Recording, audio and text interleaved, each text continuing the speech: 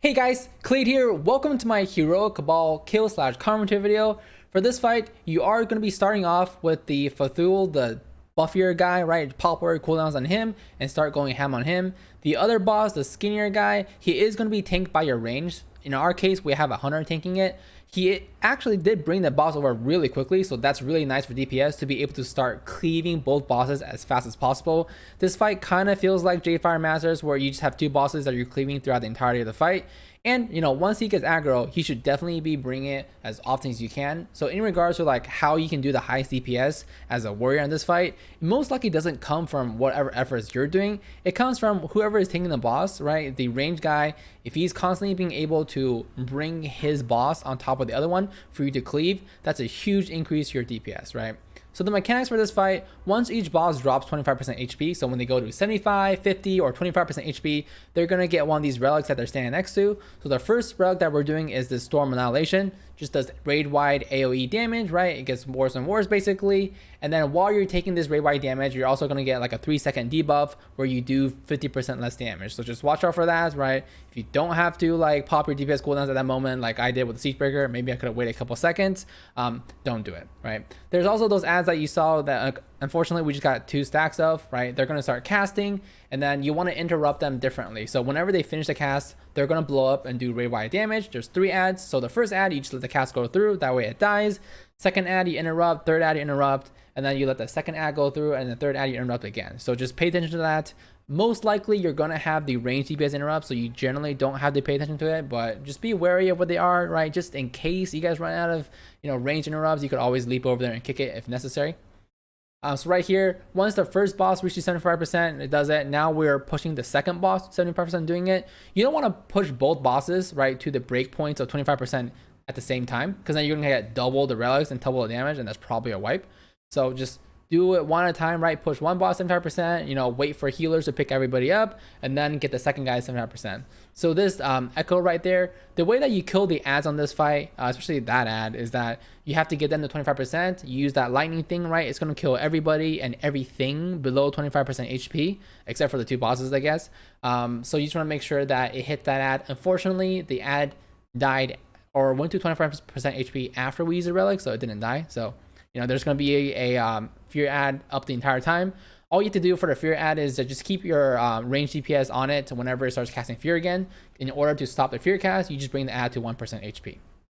Right, so there's the 3 ads again, right? Just make sure you're ranging interrupting them. This Cerebral Assault, all it does is that it puts out a cone. If you stand in the cone, you'll become hostile to all the players, and you just want to get out of that because you might actually die, especially if you're in melee, getting cleaved by everybody while you're hostile. It's dangerous, right? So now that we brought the first boss to 50% HP, we're gonna work on shortly the second boss to 50% HP. So the second relic that we're doing here is the Voice Stone. So right there, you guys did see the fear go out. Luckily for fear warriors, we do have Berserker Rage, so we don't get feared. That's nice. But you saw every other member in the raid get feared, right? And that's because they didn't DPS the ad that fears fast enough. So the second one here is the Voice Stone. Basically, what this means is that while the Voice Stone is happening, when they get the relic, they're going to gain a shield, right? For as long as that shield is on the boss that grabs the relic, there's going to be a 100% reduction in healing to everything. So right here, once he picks up this Empower Relic, right, he's going to gain a shield. While he has his shield up, there's not going to be any healing going on in a raid, so just watch out for that. You want to DPS the guy as fast as you can. So the way that you deal with this mechanic is same as the third mechanic, which is just going to be the shield, which 75% of all the damage you do to everything in the shield gets transferred to the shield. And then when the shield, I guess, expires, if there's any shield left, it's going to deal that damage raid wide. So both the second and third relics, you're going to do it the same way, where you just DPS as hard as you can on the boss that grabs it. So relatively simple in that regard on what to do for those 2 bosses. And then of course you're seeing those like little black little spheres going out, and then those things dropping on them. So just watch out for those, right? Generally, I think for most raids, you're going to let it bounce on the ground twice, and you're going to soak the third bounce. So if it ever comes in melee and you can soak it, try to soak it. If it's like the first bounce in melee, try to dodge it, right? We do lust when we reach the third relic here, just to push the bosses faster, because we're all in execute phase anyways, right? And then so once this boss picks a relic, just same as before, right? He's gonna put the shield up, just DPS him. Great. Nothing too spectacular. I don't think you should run into that much DPS issues with both of these mechanics, since there isn't a eye level increase in this raid.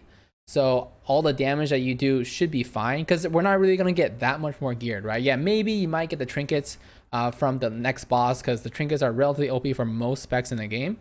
But even then, like, you're not really going to get that much more gear. So you should have enough gear to, you know, deal with all the stuff here.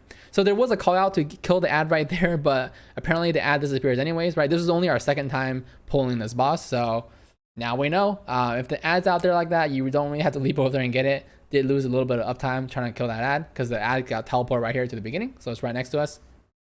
So right here, just doing as much AoE damage as you can, because all the damage you do is going to be onto the shield, right? Dodge the cerebral assault so you don't become hostile. Hit this guy a little bit to make sure he goes to 1% HP. And then whenever you're fighting a 2-target cleave, if there's any target that's going to go below 20% HP, you do always want to, you know, tab over to it and cleave and execute on it if you can. Now, of course, if all the targets right now are 20% HP, you just kill them all evenly. At this point, once all 3 relics are grabbed, right, once both bosses are below 25% HP, the fight becomes relatively simple. You kind of just like sit here and tank and spank both bosses. You do want to make sure you kill both bosses evenly, because if you don't, they're going to start, after I think like 20 seconds, they'll actually like heal up a little bit, and you definitely don't want that to happen. So just watch the boss's HP, you know, bring them down evenly. It should be relatively easy, because they're should be tanked on top of each other. So if there's ever one that's like, you know, more percent HP, just switch to that one, execute it, whatever, and you should be good to go. And then luckily for us, actually, since that vision didn't die, there is a little bit of padding going on right here, right? Because you can constantly just be AoE onto 3 targets, which you normally wouldn't have if you, I guess, did it correctly maybe, and you actually killed the vision. But regardless, the vision is up. We're getting some nice cleave right here at the end, you know, get some Umbrella Ferocity procs. Great. As far as for anything else in the fight, we don't have to worry about that much more things for melee. Unfortunately, this does seem to be a very, you know, range heavy fight, because there's a lot of things that range can do, like range interrupts, you know, range dot the additional ad. But as far as for like where we stand on melee, Fury damage is pretty good, right? A constant 2-target cleave is actually pretty good for us, because we can just constantly cleave throughout the entirety of the fight. But that's it for this fight. Thanks for checking out the video, guys. Feel free to subscribe to see more. See ya.